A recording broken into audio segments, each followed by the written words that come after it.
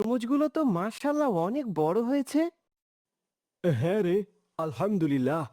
আল্লাহ এবার অনেক বরকত দিয়েছেন। এত তরমুজ হইব আমি ভাবতেও পারি নাই।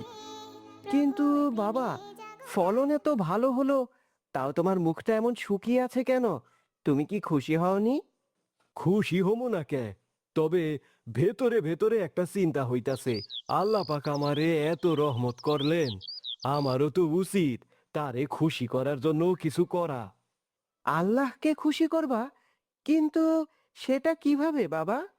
সেইটা তো মাথায় আসতাছে না রে বাপ। এমন কি করা যায় যাতে আল্লাহ পাক আমার উপর আরো সন্তুষ্ট হন? ওসব পরে ভেবো বাবা, রোদ বেড়ে যাচ্ছে, আগে এগুলো বাজারে নিয়ে যেতে হবে। ঠিকই কইছস। চল, বিসমিল্লাহ বইলা হাত লাগা। তার বাবা সেই তরমুজ বাজারে বিক্রির জন্য নিয়ে যায়। ওই তরমুজ লইয়া যাও, তরমুজ তরমুজ, একদম মধু মধু রসমালাই, লাল টকটকে মিষ্টি তরমুজ।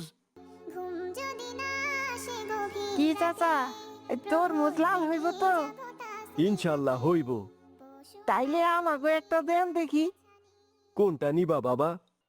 আপনার মন মতো একটা দিলেই হইব, কিন্তু মিষ্টি যেন হয়।